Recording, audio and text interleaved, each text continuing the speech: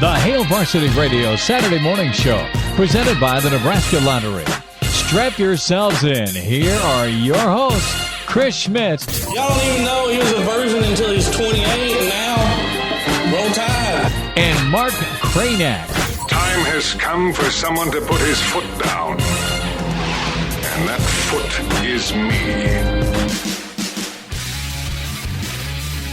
Hail Varsity Radio on a Saturday morning. Nice to have you alongside. My name is Mark Kraynak. Chris Schmidt will be with us shortly. Who do we got in the studios? Hey, Did we do this thing remote? What's up, Mark? It's Will. Will, what's happening, brother? Nothing, nice to have you as well this morning on a Saturday after Nebraska falls to Iowa and falls to 1-4 on the year.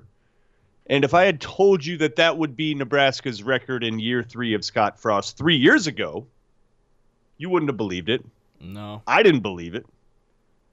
I didn't think this is where things would be. Did you think this is where things would be? No. I didn't think it would be this bad. I didn't think it was going to be great, but I definitely didn't expect us to lose 6 straight to Iowa. Yeah, here we are. And we might be looking at something that we've talked about for a long, long time. Through coaches, through administrations, through programs, through decades now. And it's identity, right? Identity. And we're looking at an identity crisis right now. Again, through another staff, another program. What are these guys? And when I say that, I'm thinking about what did Frost say when he got here? It's we're going to go fast around here. Yeah, the Big We're Ten. going to go fast. Big Ten's going to have to change for us. Yeah. Mm-hmm. We're going to go really fast around here. Okay? That's what he said. And you believed him. You had no reason not to believe him. Right, we saw it at UCF in Oregon. Of course. You know, and he didn't necessarily say this, but inferred within that proclamation was we're going to spread the ball to a lot of playmakers, right? Yep. Then a year or so later, after going through the Big Ten, he's like, damn, we got to get bigger. We got to get a lot bigger. Yeah. And he's right? Yep. You know, yeah, you do. Mm-hmm. Yeah, bro, that's the Big Ten. Yeah. You can't be tiny little fast guy. No. You can have a couple of them, but no. Yeah, you need to get bigger. So then essentially what he was trying to build is the fastest and the biggest team. Like, oh, that's what, duh. Okay. Well, let's rolling with that then, I guess. Yeah, let's be the biggest and the fastest. Great. Because if you can pull that off, awesome. Then you're basically Alabama. You're looking great. Or you're Ohio State. Like, why didn't I think of that? Be the biggest and the fastest. Perfect. Yes. And now you're kind of neither. Right. You're not either of those things. You don't got a bunch of playmakers on the field. You just don't. They're not on the roster. If they are on the roster, they can't get on the field. You can't run a lot of power yet.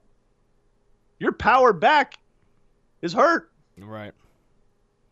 You don't have fullbacks. You don't have big backs. So you can't do that either.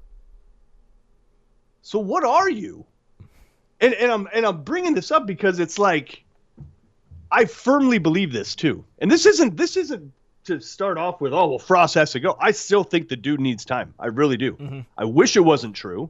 I wish that this wasn't a rebuild and that, but it is, man. He definitely needs the time. The people that are on the roster, essentially, not all of them, but a big chunk of them are freshmen. Yep. They just are. Mm-hmm. A lot of your upperclassmen have left. Through attrition or whatever. There's just not a big experienced veteran nucleus to lead this team right now. Yeah, you're right. There just isn't. I agree. There's not. They just don't have them. You just don't have those guys. So I think he needs time. But the thing I've liked about him, the reason why I thought and think this will still work, is because the guy has a plan for everything. Whether or not that plan works is another story. But he has a plan. Here's the thing, though. The plan he had coming in for what this offense and this program would and would not be, like whatever what that plan is, not working. It's not. You're that right. Do you think need to revise the plan? Huh. I mean, what though? I mean, because I'm a fan of the fast offense. Get up to the line and you're into the end zone in 2 minutes. But I mean, what do you go to? Look, I'm not saying he has to change. I'm just, whatever his vision was coming in, though. Yeah. Whatever that plan was, spread the ball to a bunch of playmakers, be fast.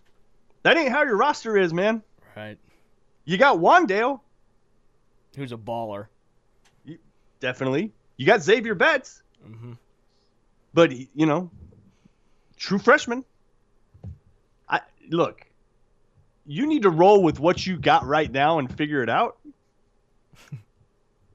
And the Big Ten is a pretty unforgiving place to do that. Right. To just try to figure it out. And I think he's got to figure, like, he's seriously trying to be. He's trying to blend the Oregon speed with the Nebraska power. And it has happened before, right? Like Florida kind of did that. Huh. With Tebow and okay. Right? They kind of did that for a time. Ohio State to some degrees is kind of that. Okay. But dude, that's really hard to acquire the right mix of players to pull that off. I feel for the guy. I mean, that must be tough coming in with a plan that you think works, but when you get to a conference like this, it doesn't. So now it's like, okay, now what? Well, and dude, when you watch Oregon State last night? I didn't, but I saw what happened.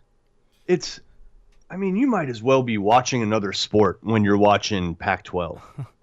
At least it was the disinterest in tackling is stunning compared to a Big Ten game. Wow. It is so different. Wow. Like all those cliches about the different conferences are really kind of true.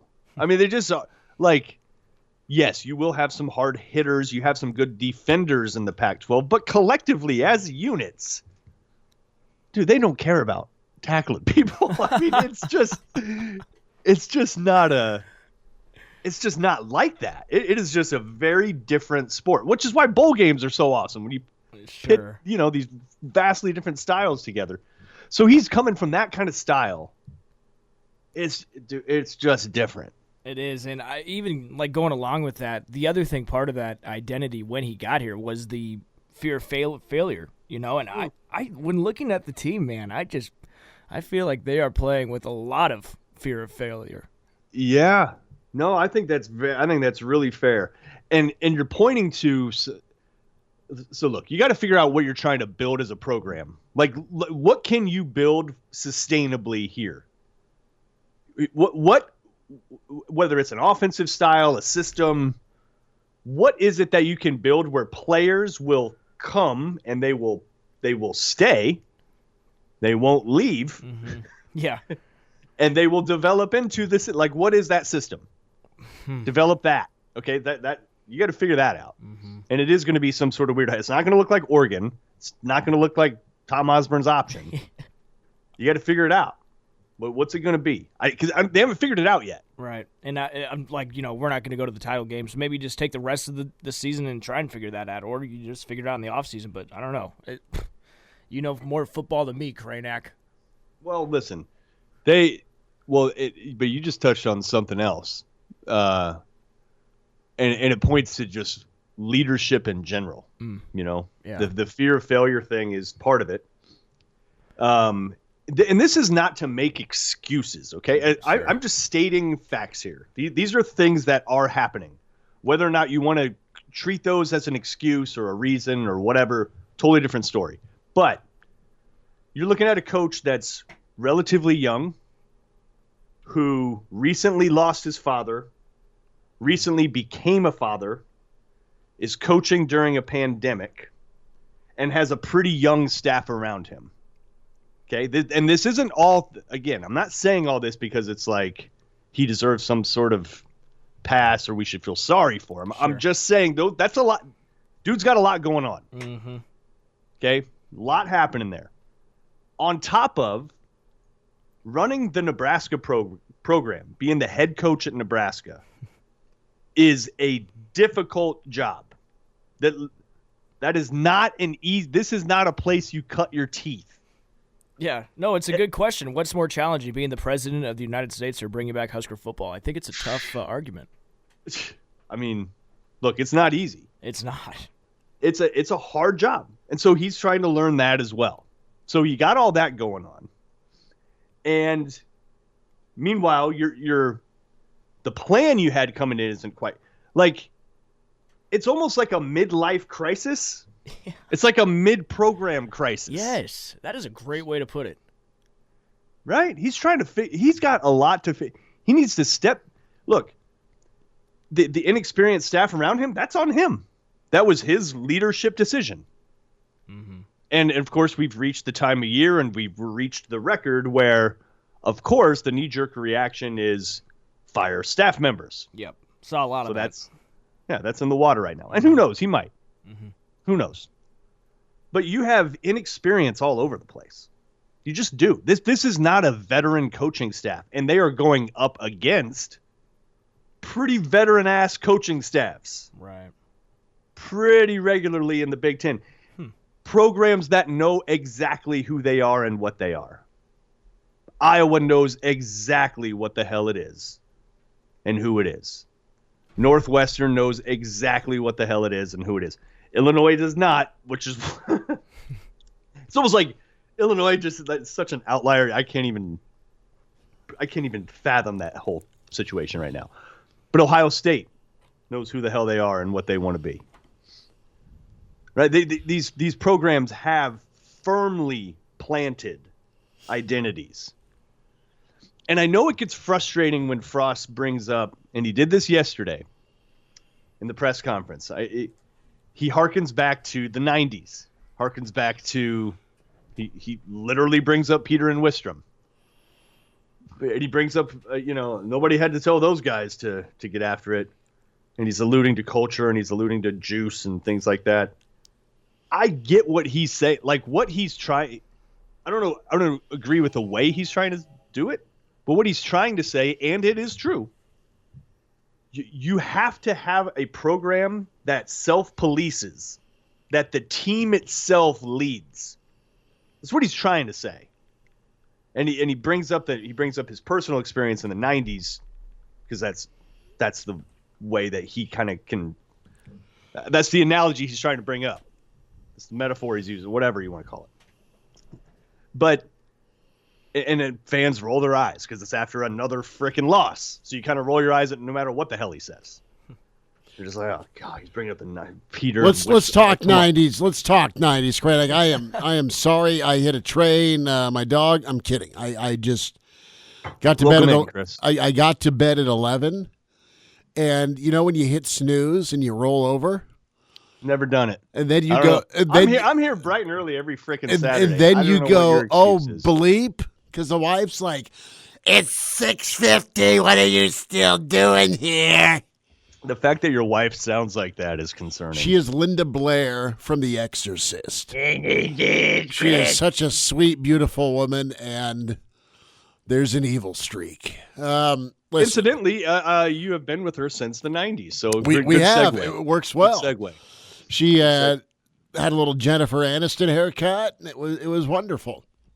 She talks like this. She talks like she smokes through a hole through her throat. Yeah. So listen, man. Yesterday was just another.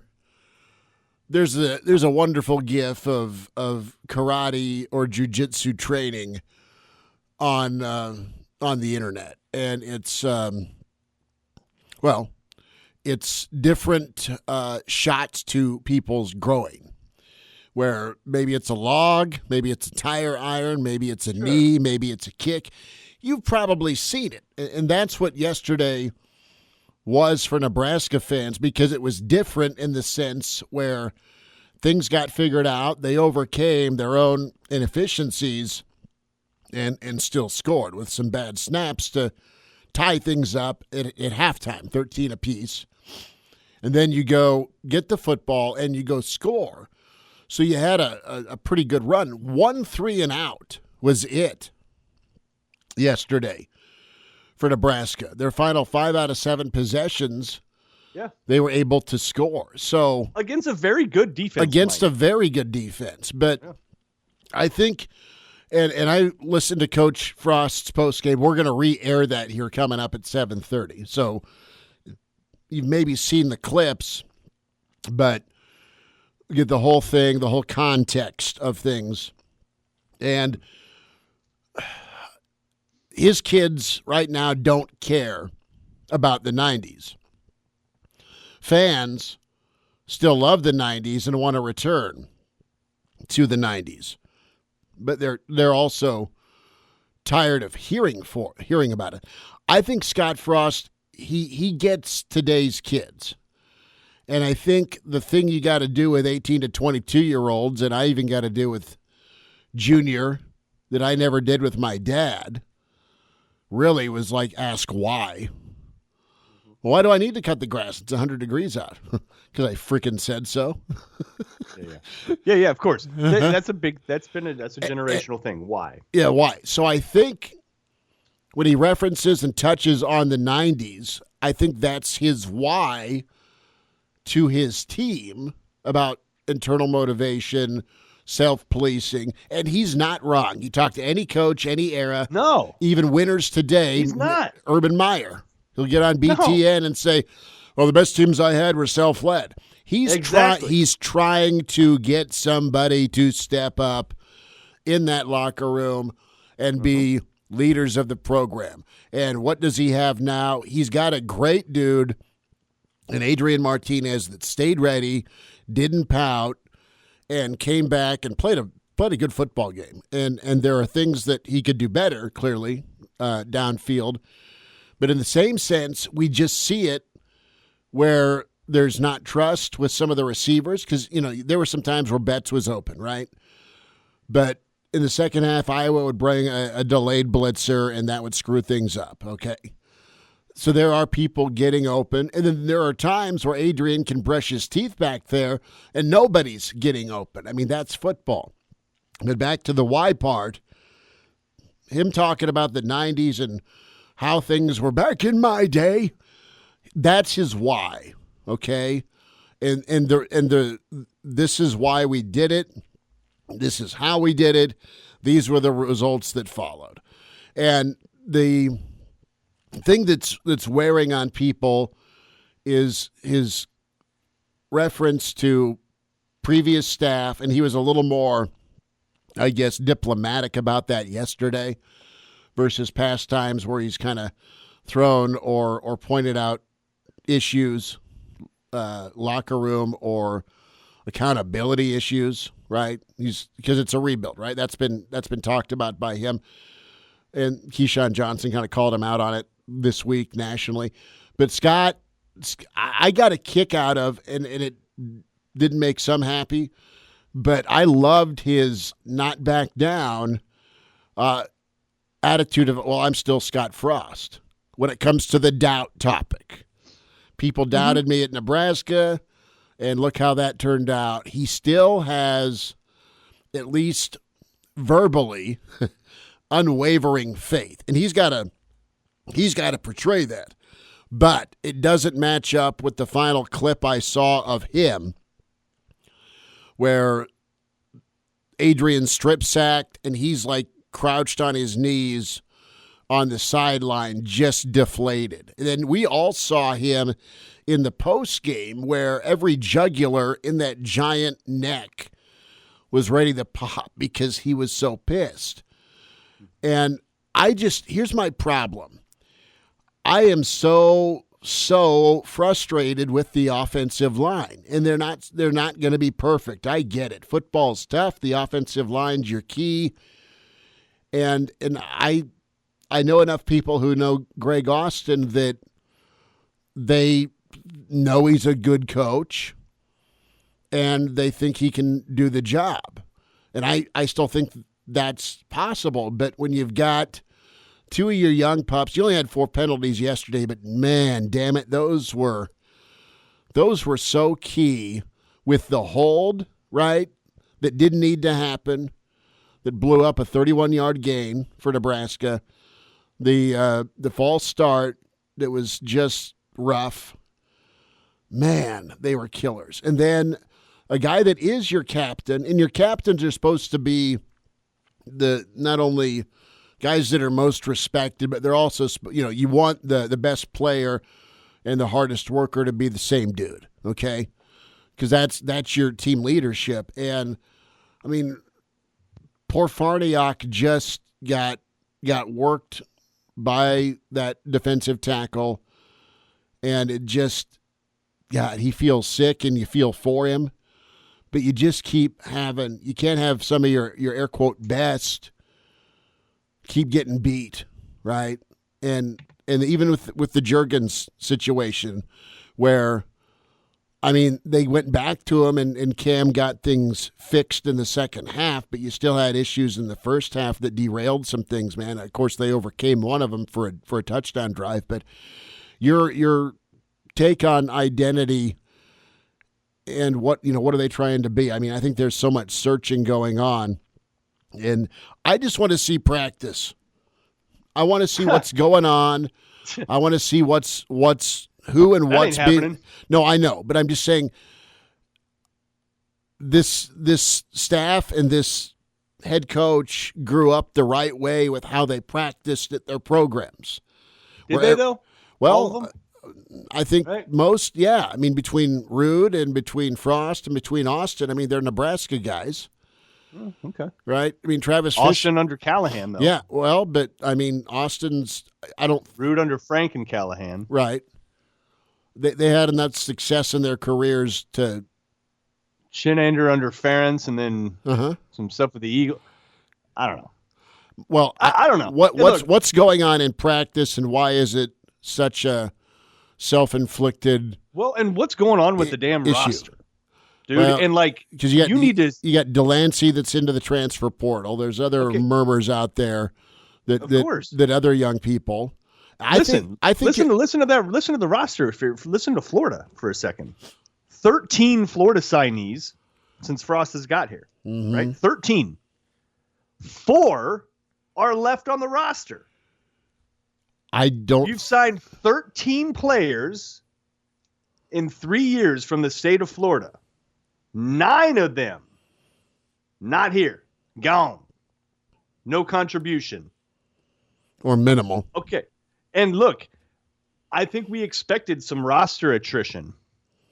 We did expect that. It's exceeded, I think, any of our expectations for what that thing would look like. So you need to figure out your roster. You need to figure out what kind of what are you recruiting to? Because obviously there's a mismatch. There's some sort of mismatch going on there.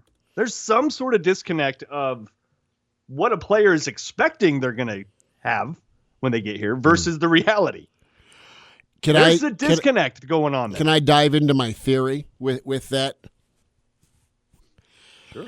I think you have an ability to get in the door down there. It's been shown. You've told me there's 13 Florida kids, right? Yep. I think between Fisher and Becton and Frost, there's still there was still buzz, and that buzz is waning, but there's still buzz from 17. The connections are go back years, and I think from a scouting standpoint with Fisher, he sees talent and he sees it young, and I think he sees guys that can come here and really contribute. The rub is, back to the why. The rub is this, where you have just an issue of patience with some of these kids, where they get impatient because they're used to being the guy, and they've been at a high level and a high talent level in Florida. And they get here, and they just don't like the process of what benchmarks they got to hit to get on the field. Okay, now listen, Chris. I believe that that's true. I'm not accusing you of this, but that's also kind of putting the blame on them. No, well, now I'm just saying. No, just that's fine. That's fine. Right? And what it is though is okay, because I think that again was part of the plan coming in. Part of the plan coming in is got these recruiting contacts in Florida. We're going to get some Florida dudes. We're going to bring them in. We're going to have some speed on the field. We're going to distribute the ball to a bunch of playmakers. What? That ain't happening, bro. That plan ain't working because those Florida kids that you're bringing in aren't staying here. You need to address something either culturally, structurally, programmatically, or you need a different plan because they're not staying. So that's not working. You don't have a roster full of speed playmakers. You don't. You don't have them. If you have them, they ain't on the damn field. If they ain't on the damn field, then what is up with the system that you're running that doesn't allow your fast people to get on, right? Like you need to revise your plan. Well, I need to revise the plan. I think there's a real, again, here are the steps you need to take mentally, physically, and then football IQ wise to get better, earn our trust, get on the field, and then go make plays. And maybe there's just not the consistency, and there's always competition, and that is a perfect storm for guys to say, screw it, I'm leaving. And it is a two-way street. I'm not blaming the kids. I think Nebraska's in a position to try and hit this plan we speak of, where they have gambled on guys that are uber talented but may not have the maturity level, or get that it's going to take some time. Scott referenced it this week with, patience. Might have been after last Saturday's loss to Illinois about, I didn't play till my 4th year in college, and it worked out okay. But not every kid's good at being patient, and we understand that completely. But I think you've reached on some kids that you hope to get up to speed on their timeline versus the reality of the timeline where they're not ready. I think this staff's very cognizant of not putting kids in iffy or shaky positions until the coaches think they're ready. The kids do think they're ready, and there's your disconnect. And there's the reason you're leaving. I mean, we can go down the list of guys that have left the program that were supposed to be. I mean, and I'm thinking of Mo, and I'm thinking, and this guy's not left the program, but you were counting on Omar Manning this year, and whatever the hell's going on with him, there's been. That's my point, man. Right? That's few snaps. Exactly my point. So you're gambling on some guys that could play at a lot of different spots, but they're one of several. Where you'll be the guy here. We don't have dudes like you on the roster, so come to Nebraska. And then once you get here, are you able to do what you need to do to get on the field? And that answer's been no. No. And are you able to, as a staff, then assemble a roster that doesn't attrit? Right? Is the answer. But what's the critical level you're at? And right now, Nebraska, it's an in and exit is what you got. You take and spend all the time getting kids. You beat out some high-name programs. You look at the physical measurements and just the pure athleticism of some of these kids, and you're like, damn, that's difference-making. And look, but bro, it doesn't stick. No, and listen, we're saying all this after a 6-point loss to a superior team on the road during a pandemic. Okay? Like, there is progress. I'm not saying that there is zero progress. Look, the way that Nebraska actually hits and competes, they are smacking people, and there is your example of progress. Yeah, you're getting back to being closer to old school Nebraska where you beat the hell out of people. The problem is you're not cleaning up penalties, and there's mistakes, and you just, when push comes to shove, I think a lot of this state is betting on the other team to find a way to win versus Nebraska. Because Nebraska finds a way to lose these close ball games because they don't make enough plays or they don't stay disciplined. You're dicey on offense. It's flimsy. It doesn't feel like a firm identity on offense yet, and you need one, and you need to figure that out. You got a lot of young guys to do it. But all that said, look, he has brought back a physicality, a physical component. They hit people, and that's just the cost of doing. Like that's, I don't want to give them too much credit because that's like football. Like that's what you should do. Happen. Yeah. Yeah, you're supposed to like smack that, but that is back. And that is a good thing to see because that has been missing for a long time. And it's back now. Like, okay, got something to build on. You got some dudes that'll actually smack you because they absolutely hit Iowa yesterday. I mean, I don't think anybody was disappointed with how physical Nebraska was. I thought Nebraska did exceptionally well, and they tackled, they hit, they kept them in the game. They forced threes. I mean, they did. Yeah. I mean, Iowa was 4-15 on third down. Yeah. There's still some guys that you're leaning on that just still need some awareness. And I know it sucks to hear about being young. And it's the change the record, right? But the thing is you're not sure anymore if it's just youth or are these guys going to get coached up to finally get over the hump. There's real serious doubt about where or how good this team can be under Frost and his assistants. And by the way, listen. That's a I don't have a percentage, but that is now in the atmosphere. Oh, it is. It is. The going back to the doubt point that Frost made. So, listen, you're just going to have to ride it out, and it's a bumpy ride, and you can choose to still be a fan, or you can choose to bitch and moan about it, and then get back on the bandwagon when they start winning again. Because he's the guy, and he's here, and you can question whether he's the guy or not. The guy has 7 years on his contract, and that's that. So it's just not going to anybody's liking from an expediency standpoint. And listen, let's back up. Let's be fair too. When he first got here, everybody was just fine with however long the contract needed to be. Because you didn't think it'd take this long.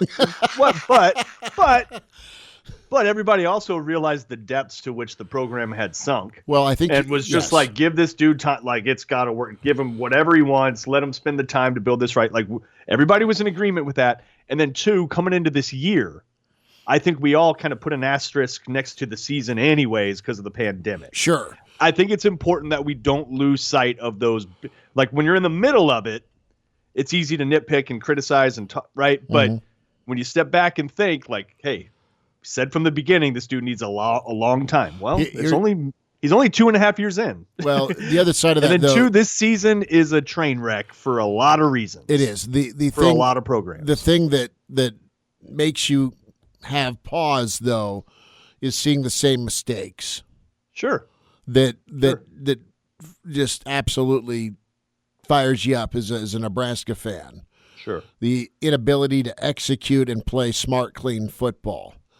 And not even having a killer mentality to build on a win over Penn State against Illinois. That's what absolutely wears out Nebraska fans, where you go out and get blown out, and then you turn around and you're right there against Iowa. This game could have been the same thing we watched yesterday had they beat Illinois. It was just going to be one of those type games against Iowa. The point is the Illinois loss has been snuck in, and you look disinterested and full of yourself and not ready to play ball. Kraynak, you want to step out and hear from Scott? Let's do it. All right, quick timeout, weekend edition, Hail Varsity, presented by the Nebraska Lottery. Chris Schmidt, Mark Kraynak, Will Wilson this morning. And we'll hear from Gary Sharp in less than an hour. Brandon Vogel coming up. And Scott Frost, his postgame in all its glory from yesterday in Iowa City. That's on the way. We'll also have some Captain Kirk's comments about clapping. That was interesting yesterday. Hail Varsity continues. Glad to have you back. Yes, sir. You heard me right.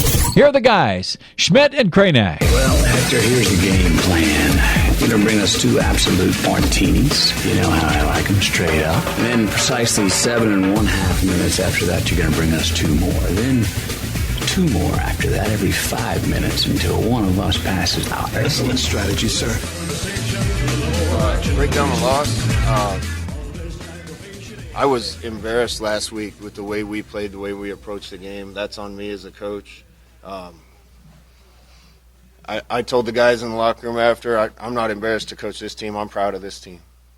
That's a good team we played. We had chances to win.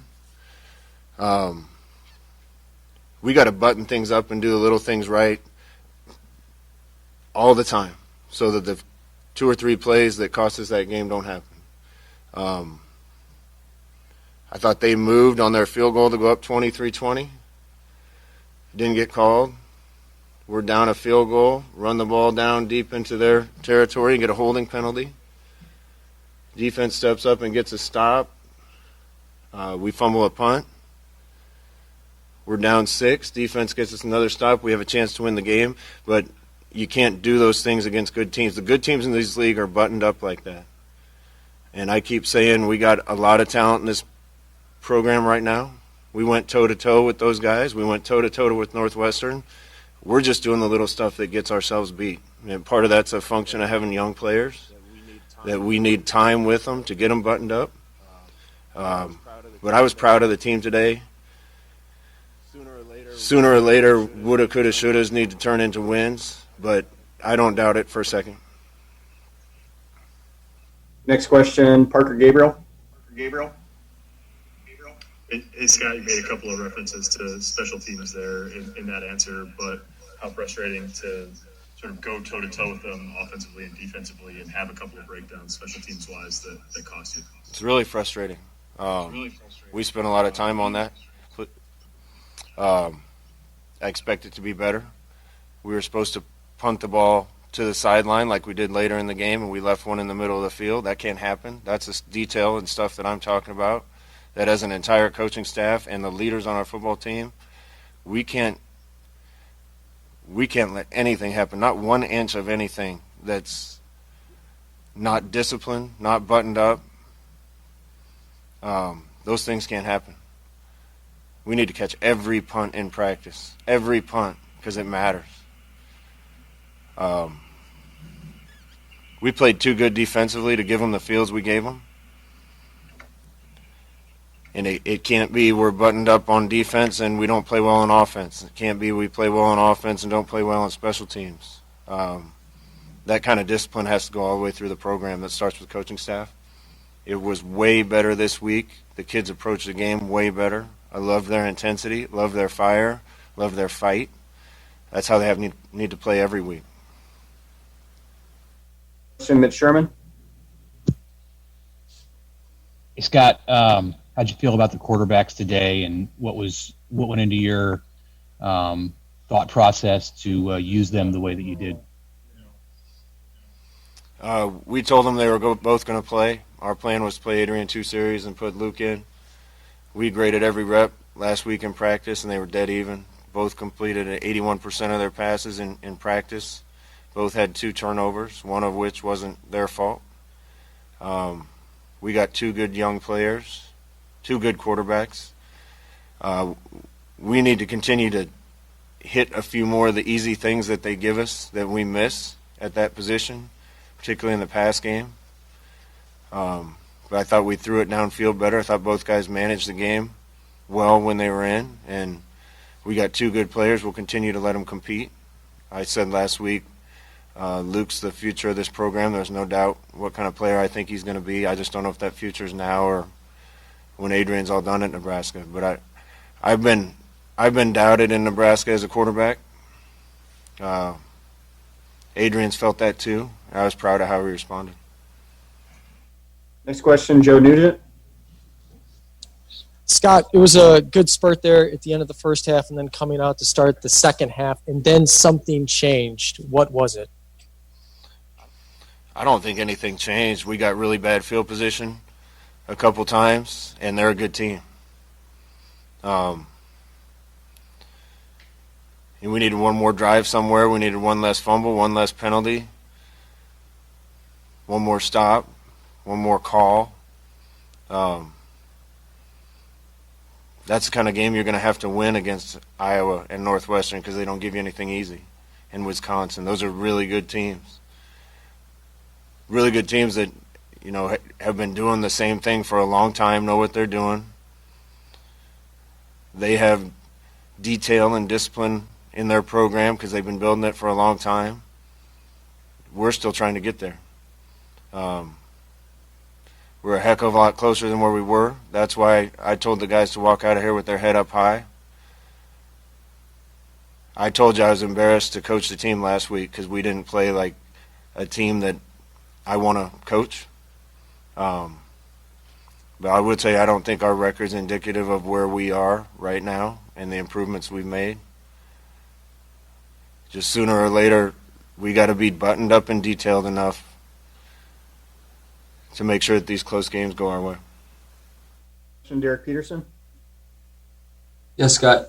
You went back to Cam Jurgens to start the second half. What was the decision-making process behind that? And then what do you do with center moving forward to try to get the snaps cleaned up? The issue with snaps today, I don't think had anything to do with his technique. There was clapping going on their sideline, and Cam heard that clap and thought it was the quarterback clapping. We discussed with officials and didn't happen in the second half. Next one, Steve Sipple. Coach, I know this wasn't a total offensive line issue, but I mean, and it wasn't just Cam. Did you expect that group to be a little further along than it is at this point? The offensive line? The offensive line? Yeah. I don't know, Sip, but, you know, it's hard to run the ball in Iowa. They do a good job. I give Kirk and his staff a lot of credit. There's not easy yards against them. I thought we creased some runs, got stopped on some others, had a couple negative plays. They just kind of guessed right and blitzed on the first drive, blitzed the guy off the edge to the side of a fly sweep. Another time on mid-zone, plugged the backer, and he came through and tackled us for a loss. But those things are going to happen in a football game.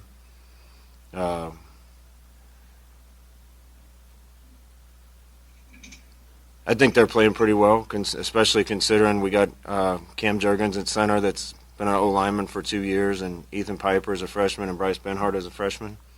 Jaime and Farniak have been our leaders and our bell cows up there. I know Matt's hurting, just looking at him in the locker room because of what happened on the last play, but I love him. He's fought through a lot at Nebraska and plays his tail off for us, and he's a really good player and a really good person. To the couple really critical penalties down the stretch by your young guys. Yeah. That's what I'm talking about, Sip. Those things can't happen. We have a chance to tie the game when Adrian took the quarterback draw down deep in their territory or take the lead in the game. And instead we come away with no points, punt to them, and they get 3. And those are the games you have to win in the Big Ten Conference, and you can't do those things. All right, we'll get 2 more. Sam McEwen. Scott, you sound like a coach who could go out and play that game again right now. The emotion coming off you just sounds like there's a combination of pride and incredible frustration over details that have been lingering for 3 years. How do you eradicate some of those small mistakes, like a muffed punt or a punter that doesn't put the ball where it's supposed to be?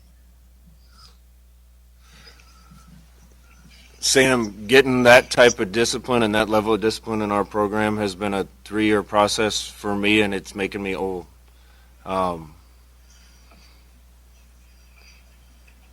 Discipline wasn't very good. I'm always careful not to criticize who came before me. The discipline wasn't very good when I walked into the building.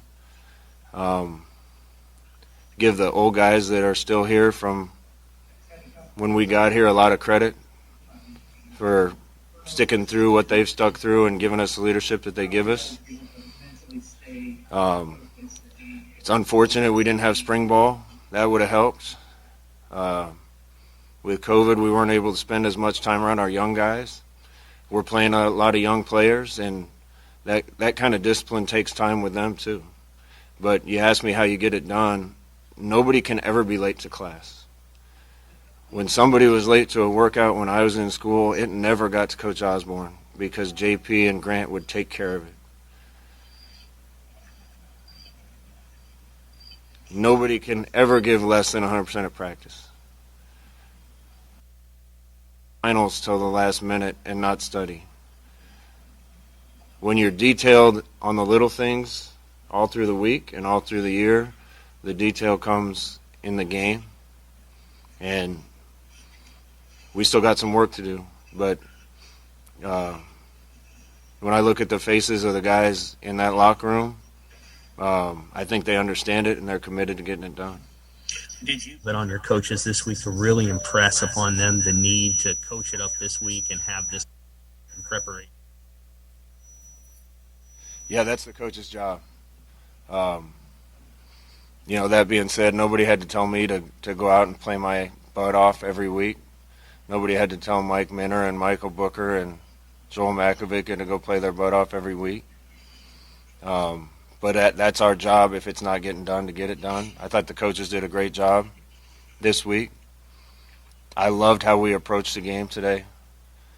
The fire in our eyes and the willingness to play a 60-game fight with a good team. We need to get a little better and button things up so that those few mistakes that cost the game don't happen. And it's got to happen quick. One, Parker Gabriel. Hey, Scott, I know it wasn't perfect defensively, but did you think that you stood up to their run game and their offense better overall than the past 2 years, in particular playing without Colin for the first time this year? Absolutely. I think we did. Again, I give them credit. They've been building this for a long time. They've been doing this for a long time. And we came here 2 years ago, and they ran outside zone on us, and we couldn't stop it. I thought they were bigger than us, stronger than us, and we got pushed around. They still hit their share. We made our share of plays. I'm not taking anything away from them. They're well coached and they're a good team. But that didn't happen today. And that's a sign of the progress we've made. The kids are hurting. They wanted this one. They did everything they need to this week to prepare for this and put themselves in position to win a game against a good team. And it's going to happen. I've been doubted in this state before, Parker, and I'm sure there's some out there right now. But I know what happened last time, and it's going to happen again. The Hail Varsity Radio Saturday Morning Show, presented by the Nebraska Lottery. Strap yourselves in. Here are your hosts, Chris Schmidt. Y'all don't even know he was a virgin until he's 28, and now roll tide. And Mark Kraynak. Time has come for someone to put his foot down. And that foot is me. Thanks for hanging out. Hour 2 weekend edition. It's Hail Varsity Radio, presented by the Nebraska Lottery. Chris Schmidt, Mark Kraynak, Willie J. Give us a follow and find us on Twitter at Schmidt_radio, at Mark Skurs, at Willie J. Tough one, understatement, right? Tough one on Black Friday. Nebraska and Iowa. Huskers had a chance, lost a chance, and Iowa had something to do with it, but it was much of the same with Nebraska getting in their own way. So we'll spend some time. We welcome in the managing editor from HailVarsity.com and magazine, author, Dream Like a Champion with John Cook. We say hi to Brandon Vogel at Brandon L. Vogel on Twitter.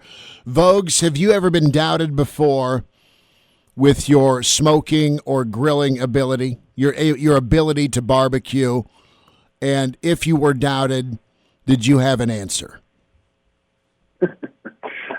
I'm doubted every time I go out there because I'm usually just cooking for myself, and it's always kind of I feel a little bit like watching Nebraska football. It's like, well, I think we did everything right. Let's see how this goes. Sometimes I have an answer, which might also be like Nebraska football at the moment of late. So yeah, I guess I gotta button some things up overall, starting with my confidence level. Well, and when we talk about buttoning up, I was never a fan of somebody rocking the top button on a collared shirt.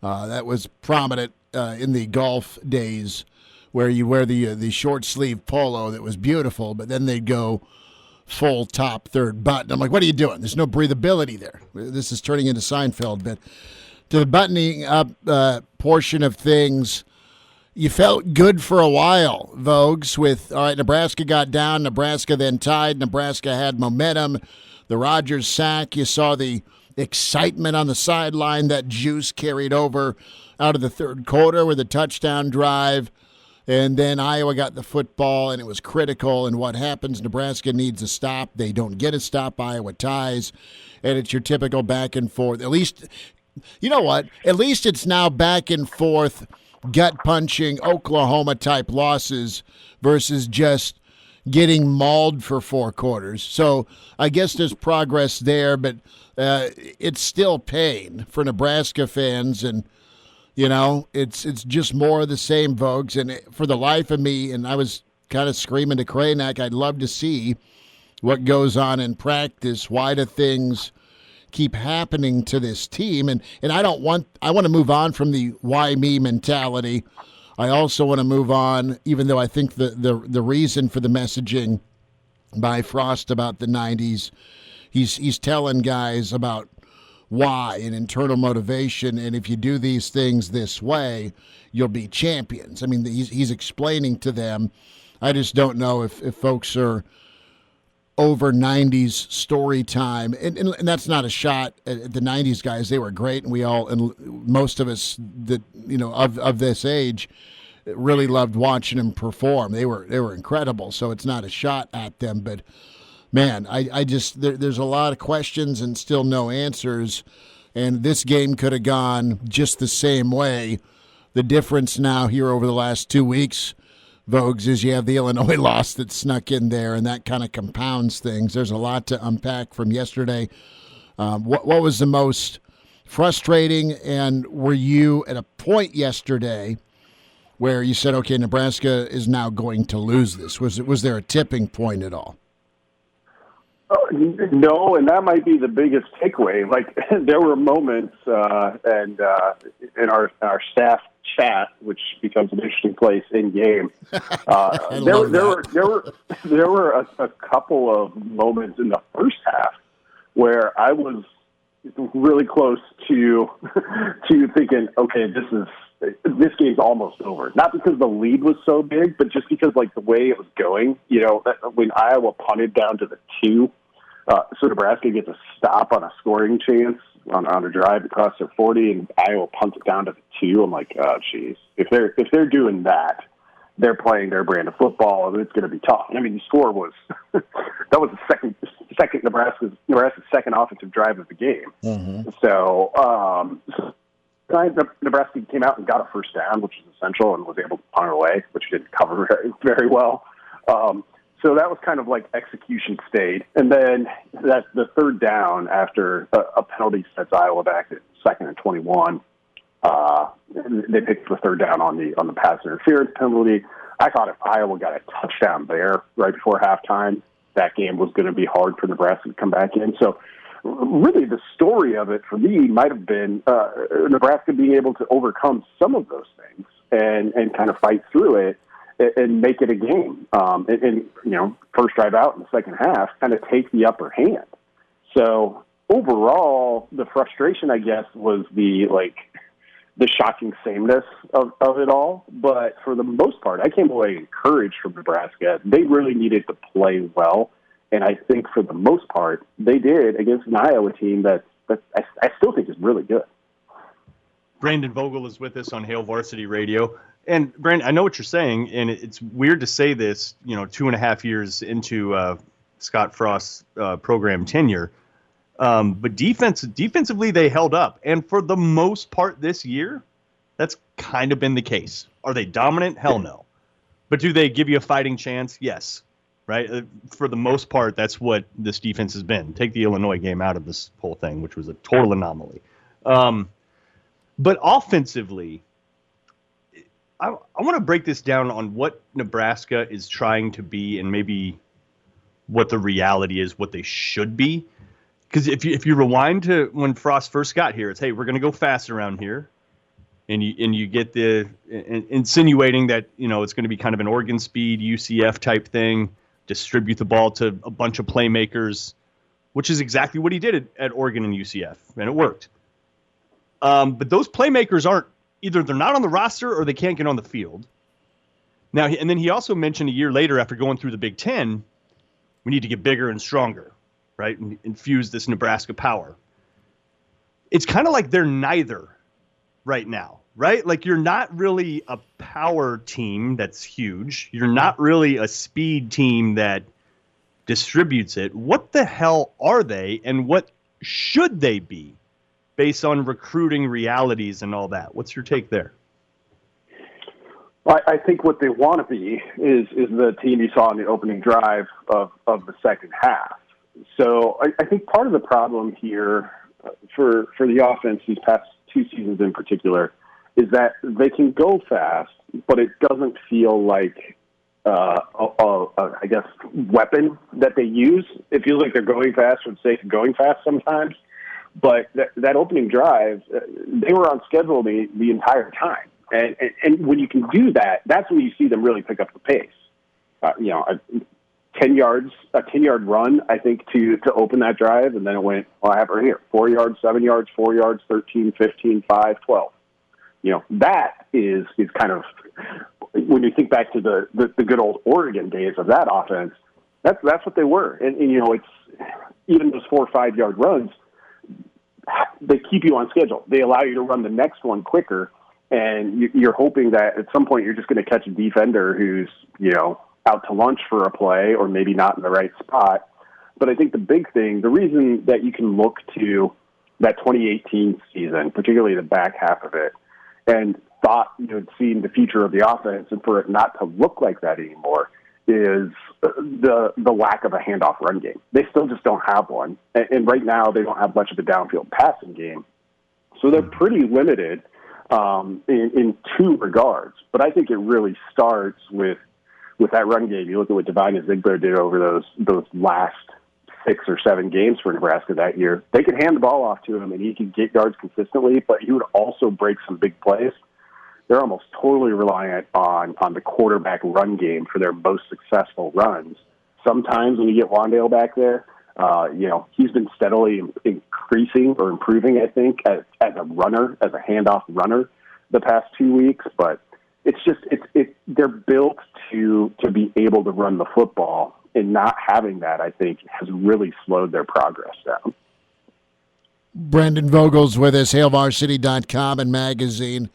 Let's talk about the topic of progress. And as you look at this year, and Kraynak's done a great job by kind of laying out the thought process going in, as things got kicked off finally with the saga and drama of COVID and the Big Ten, you rewind back and you're just thankful for football. Now that you're in a season, you missed the Wisconsin game, you didn't show up for Illinois. You feel like a couple of games, Northwestern and Iowa, you could have won, but they were the coin flip type games. But at least you're seeing progress defensively. Vogues, is the fan base's frustration just the interaction and sense you get on the offense and its lack of explosiveness, or is that kind of a 1B to the same movie that's shown with a lot of the mistakes, the holdings, the false starts, and the bigger picture of the offensive line? Why do you think the O-line's been so inconsistent or not been a strength? I think I'm raising both hands and saying that I thought the O-line was going to be really, really good. and they just aren't dominant, and sometimes they are very costly with their mistakes. Yeah, they are. And, so far, I think the frustration, most of the frustration that you encounter does stem from the sameness of it. And that even goes back, it goes back to probably Pelini years, too, where Nebraska just has this weird way of getting into these games where all of their mistakes are magnified. Like, we're not talking about it was a clipping penalty that, really could have killed an Iowa scoring drive, and it was a field goal, but killed a scoring drive, but they overcame that. And it feels like so many times Nebraska either doesn't overcome it, or because they overcame it, you forget about it. So those mistakes get magnified, and this is true, I think, for all football. When you come in from one side of things, which if you're watching a football game, you usually have a rooting interest. It's just the way we watch games is, that holding call cost them points. That's a problem. You got to clean that up. So Nebraska, it just needs to win one or two of these types of games. And I know that's been kind of a consistent refrain, but it does, because I look at yesterday's game, and there are a lot of mistakes that you can point to and say, well, this is the reason for the loss. If they finish that drive, like we're talking about it, but it's not a crisis. And Nebraska has just had this, hasn't had enough wins, so those things have accumulated here in year 3. Brandon Vogel is with us on Hail Varsity Radio. Okay, we're going to go back to offense a little bit here. I just don't see Nebraska being able to, one, recruit, and then more importantly, retain the wide receiver talent that you sort of have to have in order to have that offense of UCF or Oregon, or kind of insert Power 5 team here that really has those threats. It's not happening, right? I mean, it's year 3. You get Omar Manning. He can't. I don't know what's going on with him, but he doesn't play. You have Jamie Nance, Demarion Houston from past class that haven't even stepped on the field. You got Xavier Betts, who maybe gets a target or two. Is it a realistic expectation, given where Nebraska is at geographically, that that's the kind of offense that you can and should roll with? I don't think it's an unfair expectation. Nebraska's missed on some wide receivers, and it looks like the attrition rate's going to continue to be pretty high there for the foreseeable future. But you have to go out and try and find those guys, and most of the time you're going to find them from pretty far away. And I think and this is something that is just there's not a Band-Aid for this for Nebraska. It's just the further away from home you get, the noisier it can become. And in a period like this, where things haven't gone to the schedule Nebraska or Nebraska fans would like to see, I feel like whatever differences that there are in a locker room, and I don't know what those are. You just know that there's always some of them. Alabama has some of them. They find a way to minimize it, and it doesn't matter.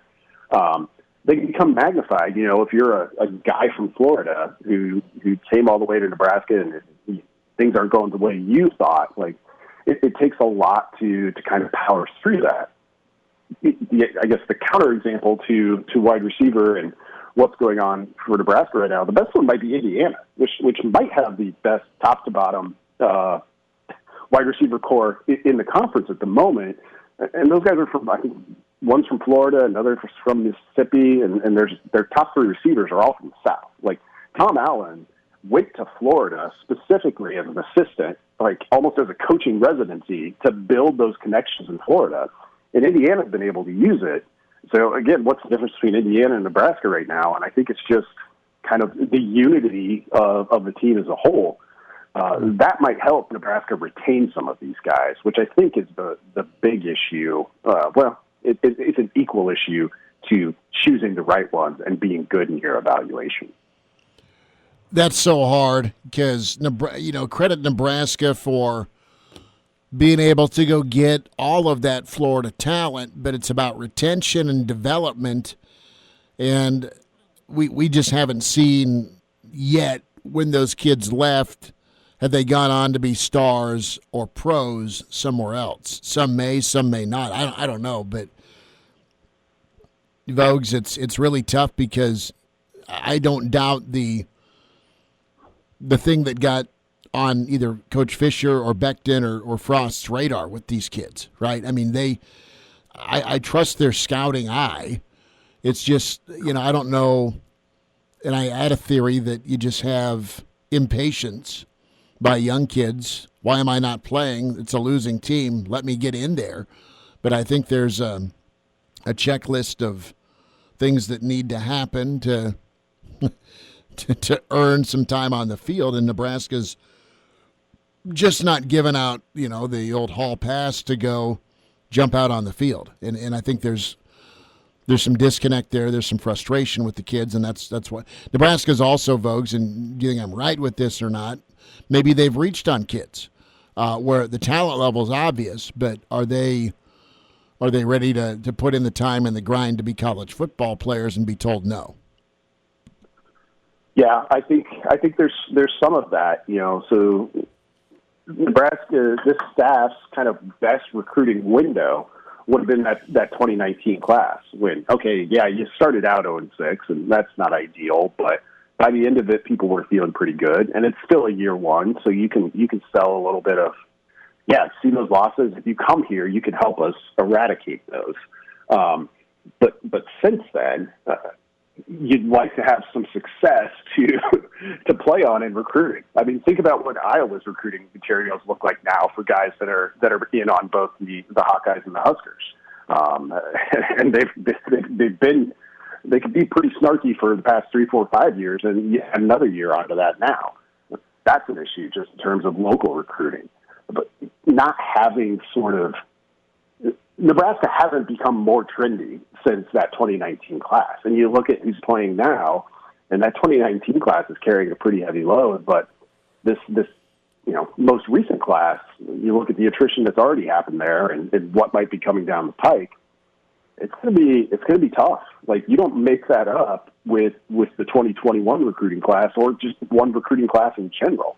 So there's an uphill, like, Frost maintains that Nebraska is making progress. And I think yesterday's loss to Iowa, even though it was a loss, supports some of those notions. But there's still a lot of uphill kind of grinding to be done here for Nebraska to break out of this.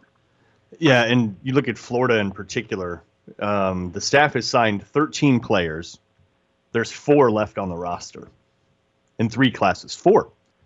Braxton Clark, Marcus Fleming, who knows where that's headed. Tamon Lynham, Marvin Scott. That's it. Is the juice worth? I guess that's sort of what I was alluding to with the offense too. Is like it's one thing to have your plan coming into this thing, right? And I think Frost, say what you want, I think he really does have a plan for absolutely everything. I think he's a diligent kind of planner. But that plan isn't working. That particular plan. Let's bring in a bunch of guys from the South. Let's get speed on the field. They're not staying here. So is he at a point where he needs to revise maybe the blueprint he came in with what he thought he could and should build? Is it time to just rethink the plan, rethink the trajectory, rethink kind of everything? Well, I mean, I do think rethinking everything is on the table for Nebraska once they get to this off season. It would be a little bit derelict not to at least do that, and I'm sure that they are. You know, we talk about it often enough.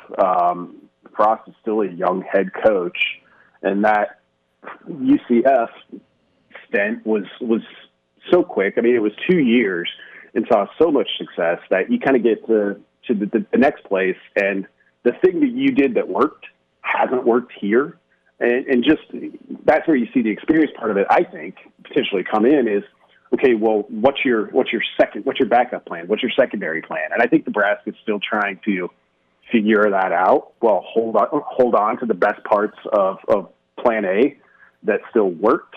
But, you start, through all of this, the thing I keep thinking about is 2021. Like, I don't know, just in college football in general, how many of the seniors this year will come back. They all have the option to. I'd be surprised if the majority of them did. It'll be a situational thing, but what's Nebraska in 2021? What are they selling? Like, what's that team look like? We've got a couple of games still here in 2020 to get through, but Nebraska's going to have to come up with some sort of off-season spark, some sort of change, because on paper, it's not going to be a team, I think, with a ton of expectations. And what do you do? In some ways, that might be more damaging entering year 4 than a worse-than-expected year 3. The hope that you take out of year 3 is that maybe you finish out and find a way against Minnesota, against Purdue, and then the crossover week 9 game. And, is Nebraska find a way to get over the hump and finish with some momentum, or is it just more continuous punches to the groin with close coin flip losses, right? And does it get worse? Does it get better? Does it stay the same? I mean, what's all hiding behind doors 1, 2, and 3 here with what's left of the season? The good news is you got to play, and some guys got experience in doing so. You hope that moves forward and they're better players in 2021. But there's so much going on. And Vogues, as we say goodbye, and it was so much fun to chat this morning, what's your take on the climate right now with Nebraska football? And is that it's always a thing? I mean, the fan base, the program support, the frustration, how do you deal with that here these last 3 to 4 weeks if you're Scott Frost? He knows he's fine, and he should be fine. But when it comes to players and even your own staff, how do you kind of how do you evaluate this year when looking at it improving? That's a tough one. I think you're right. It's really important for Nebraska over however many games it has left, 3 hopefully at least, to kind of come up with a 2018-like close to the season and have some momentum. I wrote this after the Illinois game, and playing better against Iowa certainly helped, but I think you're still waiting for Nebraska, the team itself, to look like it's united behind kind of a common goal or common idea. It's still like getting back to 1990s Nebraska can't be it, because that's too big. It's too abstract for, I think, players of this age. Like, yes, they know and they walk by the trophies and see it every day, but I think it has to be smaller than that. Like, locking in some of this stuff that continues to plague Nebraska, you can't address that big picture. It's got to be detail focused.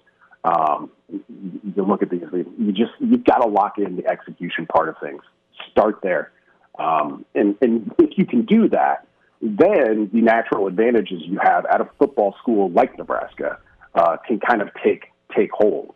I think Nebraska may have gotten a couple steps out of order overall. At least that's what we're seeing so far. Vogues, don't doubt your ability, your money at barbecue, all right? You try and be better next week. You're awesome. Be good. And thanks for jumping on. That's Brandon Vogel. Vogues, take care, buddy. All right. Thanks a lot. There he is. I'm trying to be better next week. That's funny. We'll step aside for a moment. Weekend edition of Hail Varsity continues. We'll get the Iron Horses take. Gary Sharp's next. Hail Varsity presented by the Nebraska Lottery. Have you back. Yes, sir. You heard me right. Here are the guys, Schmidt and Kraynak. Well, Hector, here's the game plan.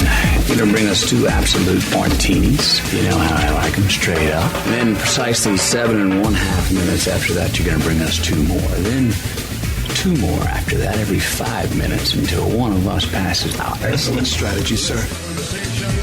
Hope you're doing all right. Weekend edition. It's Hail Varsity Radio, presented by the Nebraska Lottery. Chris Schmidt, Mark Kraynak. Willie J sitting in today. Find us on Twitter at Schmidt_radio, at Mark Skurs, and at Willie J. That's where you can find us on Twitter. Email chris@hailvarsity.com. Without further ado, we welcome in the Iron Horse. We say hi to Gary Sharp. Sharpie, good morning. Thanks for jumping on with us. How are you doing today? Good Saturday morning, boys. You know, kind of a lot of the same here and plenty to go over. But I want to start off with some of your impressions and reaction to Frosty's presser from yesterday's postgame. What were your takeaways? Absolutely hated it. Hated it. Didn't need to go there. I don't know why he goes there. I think it's a crutch. It's just I hate when he references the past or says, I'm not going to talk about the previous staff, and talks about the previous staff. Yeah. This is his football team. This is the team that he has put together. And there's part of it that he owns. There's no doubt about that. Then there's other part that he wants to use something from the past. And that drives me nuts, and I hate it every single time when he goes there. And to be honest, I have said the same thing for 3 years. Even before they played a game, don't reference the past. Don't lean on the past. Talk about now. Talk about the future. Because, people may be coming in and out, and they have no idea what his place is in Nebraska football. Or even some of the former teammates he references that, his own players may not know who they are. So I didn't like it. And then you added in the whole clapping conversation. It was a kind of a mixed day yesterday.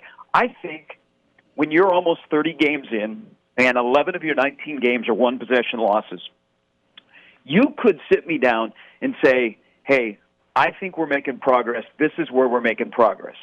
And there are certain areas that I'll go, yes, I can see the start of something. But I think what frustrates people this morning and continues to frustrate people is these close losses, and they all look the same. It's self-inflicted wounds at the worst time, and Nebraska can't get out of their own way. And I think when you have things like that, guys, it's hard to judge if this program is making progress, or as I like to say, I think if you're using it in the analogy of a car, they're still stuck in park and have yet to get going. Gary Sharp is with us on Hail Varsity Radio. Gary, there's so much in there. Like, I understand where Frost is coming from. I don't like the way he delivers it, but he's not wrong when he says, he's basically trying to say the best teams are player-led, and they're self-policed. Now, he harkens back to the 90s, which makes people roll their eyes, but that's what he's trying to say. And then you look at it, and you look at the first 3 classes, right, that would basically comprise your upperclassmen now. You signed 66 players, and this is like last 2 classes of Riley, first class of Frost. You signed 66 guys. 39 of them are gone. 60%. They're not even here. They're not here. Whether through graduation, transfer, never made it, whatever. You're talking 60% of your upperclassmen just flat out aren't on the roster right now. In that way, does it make what he's talking about? Is he sort of trying to tell us, look, I want this to be a self-policed team, but we're just flat out not there yet because you don't have the bodies to even make it like that. So let's ask the question. He wants to win in the worst way. And I wonder, guys, if he knows the blueprint to win at a place like Nebraska and then the Big Ten. I think this job right now is enormous for a guy that is in his position, and you've coached almost 30 football games. I think it's a learning experience on the fly. He's a guy that has never really dealt with this kind of surroundings where you're not successful and you can't you can't take steps forward. Nebraska right now is one of those programs that does take a step forward, but then quickly takes 2 steps back. And knowing Scott like I do, that kind of thing drives him nuts. You're absolutely right, Mark. He wants us to be player-led. The best teams across any sport are player-led. But why is this team not player-led, and why have so many guys left? Is it because they're not fitting your culture and you don't need that? That's perfectly fine, and I think there's a couple of guys that have left recently that it's okay that they're out of the program. It'll make the people in their position group room better and settle those kind of things down. Why I've said this how many weeks in a row, guys? Wide receiver room is a mess. You have so many different personalities, and nobody is together. So you might have some defections there and go, man, subtraction, we're going to be okay. Addition by subtraction. So I think what you have to do, as this program maybe plays just one more regular season game, I'm really suspect if Minnesota will play because they have a huge assortment of outbreaks on their roster. You start to have to ask the questions why. Why can't we win close games? What leaves us from making crucial mistakes at certain times where we don't see them Monday through Thursday? Or if you do, you get what you tolerate. I think the biggest question moving forward is why. Because all of these things, these little things that keep adding up on game days, they cloud any progress that you've made or trying to sell that, hey, here we go, we're getting close. Sharpie, you're right about the forecast and the cloudiness that is kind of around the progress, because on the defensive side of things, you've played well enough to win more than one game this year. You also had the abuse you took against Illinois. So it's, again, back to your steps forward and then steps back that's maddening when it comes to consistency. But what's your take on things with practice and discipline and the fact that you have some young guys that make crucial mistakes, but you have 2 vets yesterday that make really, really costly missteps. And that's one on the offensive line. That's one in special teams. And I guess it's a bigger mess when guys that aren't supposed to do that end up doing it. We get back to this talk of progress and culture, and why are your quote leaders the ones that are also misstepping? That's hard. That's really hard for a program. The whole thing is just where Nebraska football has been in the last 10 to 15 years, guys. What you just said, Schmidt. From the standpoint of we're all talking out of our ass if we can say, hey, well, this is what happens in practice, because none of us see practice. Exactly. I'm asking. We're not, and I'm not coming at you. Yeah. And he makes a really good leader. Well, we haven't been around him. I can tell you one thing about leadership. I'm riding with Adrian Martinez. Yep. I'm handing him the keys, and I'm not looking back the rest of the year. There's a kid that's a leader. Does he have deficiencies? Yes.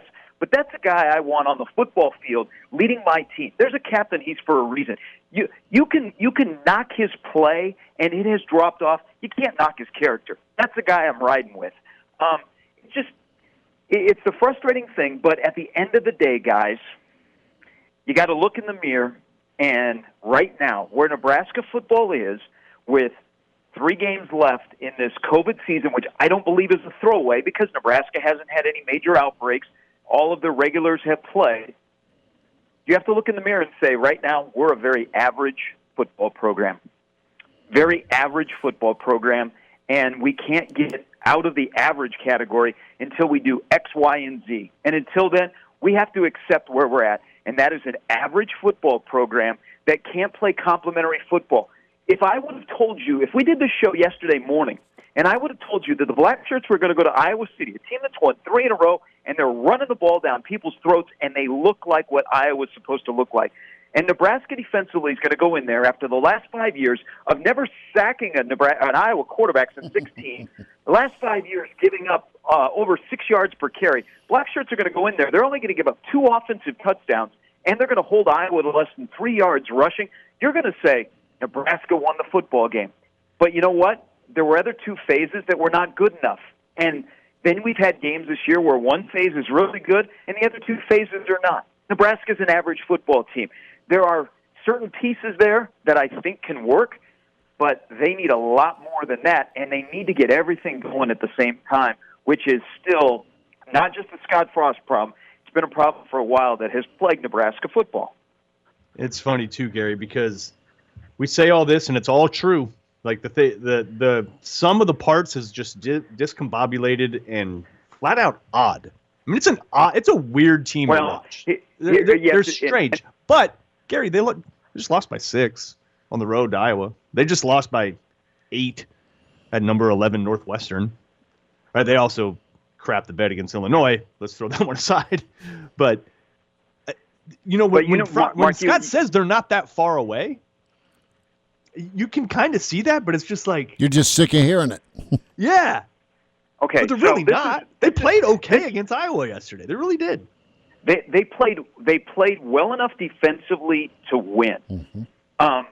You can't preach progress and have Illinois on your resume. Yeah. That just is unacceptable. And I don't know. I think I'm past. And I knew that Nebraska would play hard yesterday, but I'm past that. You're 29 games into your tenure about going, well, Nebraska played hard. You know what? Yes, they did. We can all agree about that. But Nebraska didn't play smart at crucial times. And again, they got in their own way that limited them from winning a football game. And there are a lot of these things that keep adding up over these 11 one-possession losses of the 19 that you've had that all look similar. And the personnel has changed. And you're right, Schmidt, you said earlier, young guys and old guys. I mean, it's head-scratching what's going on right now. But there are so many things, guys, that have to be looked at in the offseason. Why can't Nebraska get anything out of the running back position? Look at the stats of the running back just running the football this year. Never in my wildest dreams covering the University of Nebraska football program did I think we would see less production out of that position than we have seen this year. Why does Alante Brown get an 18-yard reception in the second quarter and you don't come his way again? Why on the opening drive, which I think the opening drive of the second half, guys, was one of the best drives that Scott Frost has had in his 3 years as head coach. They had tempo, they had variety, they never got behind the sticks, there were no penalties, nothing like that. They looked great moving right down the field. One of the big plays was a 15-yard little bump pass that Bellevue West played to Xavier Betts, which he scored on already this year. He never touched the ball again. Why? What happens? Is that because the quarterback can't find him? I mean, there's so many. The biggest question is why. You got to be able to start answering the question why before you can move forward. But it's I know how Scott feels. Okay, I can watch it in his face, and I know he's confused, he's frustrated, he's angry, he's disappointed. Some days he's encouraged in the same sentence.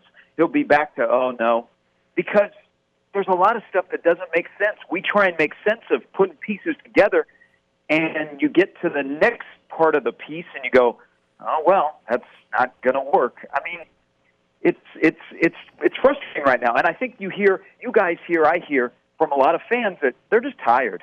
Mm-hmm. They're tired, and I think the program is tired right now. They need something good to happen, and not just 1 week. They need a win to be more than just a scratch on the ledger. They need it to be like a tipping point. Yesterday, quite honestly, could have been one of those, but it was all too familiar when the game was on the line. Sharpie, a thought, and you've spent a lot of time down in Florida, and Kraynak's touched on the attrition, right? And in your opinion, what is going on with the Florida connection? You're good enough to get him here. You've scouted high-level talent, but ultimately there's been defections.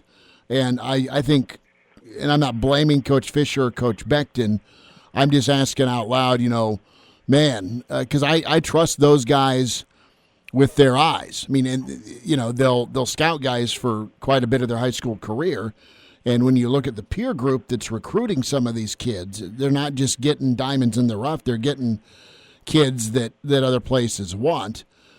And why is it been such an issue with keeping Florida talent here? It's a great question. Now, I think there's some of the defections this year could be COVID related. Okay. The anxiety of being that far away from home, not knowing if you were going to play football. So that may have factored into a couple of them.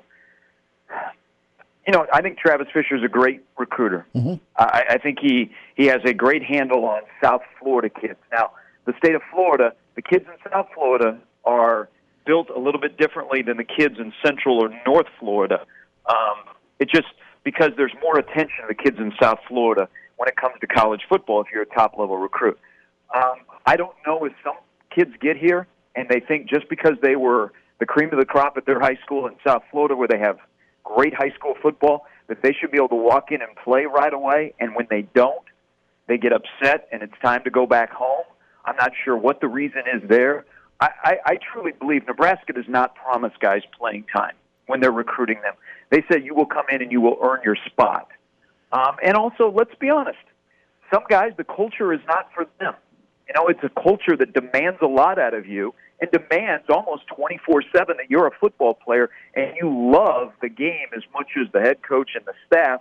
And sometimes that doesn't resonate. And, guys that are leaving early, I think that's another question you have to ask why.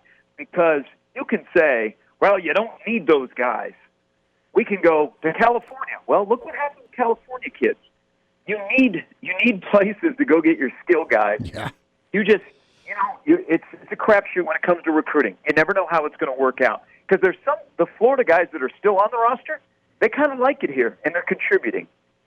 But when you're in the midst of a season like Nebraska is, and before the game is over yesterday, Ronald Delancey puts his name in the portal, people are going to ask these questions. I think, in this case, it says a lot more about the kid that he's in the portal when a game is still going on. I mean, you're going to have... You might have a couple of more. I don't know what's going to happen with Marcus Fleming, guys. He hasn't played since the Northwestern game. I know he's very disgruntled. He's somebody you want in your program, but if he's not happy here, he's not going to make everybody else happy in that wide receiver room. So I think there's probably going to be a little bit more attrition, maybe even some players that you would not expect until you get this thing right. Sharpie, real quick, but about 2 minutes, and thanks for joining us this morning. With Fleming, how can he be good enough to get on the field 5 for 75 against Northwestern, but then it's milk carton time? Well, you asked a question of, I go back to why. Mm-hmm. Was he all of a sudden injured?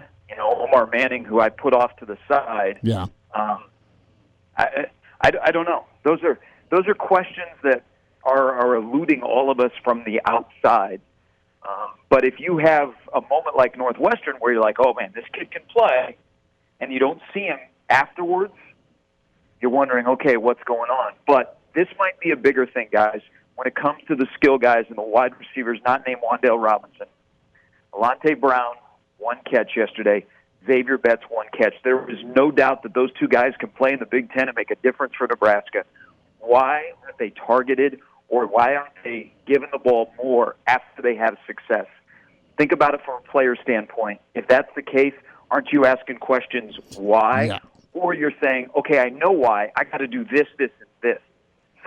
Something's a disconnect there between the game plan and the skill guys that can get you big chunk plays, because this is not an offense that's getting a ton of chunk plays not named with the quarterback. Mm-hmm. Sharpie, have a great weekend. Have a good call. And great to get caught up with you again, and we'll do it again next Saturday. Wait a minute. I think you guys should just blow through the top of the hour, and let's continue this discussion. I did 3.5 hours of a call-in show last night. We need to get all of this off our chest. Yeah, just keep on rocking. Call management. I'd call Brady's him. got many more thoughts that he has not shared yet. I know that for a fact. I'd love to go another hour or two, but I'm saving it for compelling tweets later. Okay. So that is. Well, buy Sharpie a drink. I didn't have to do yesterday's post game. Hey, guys, you know one thing here. Hey, looking at college football, so far so good. We had a game yesterday.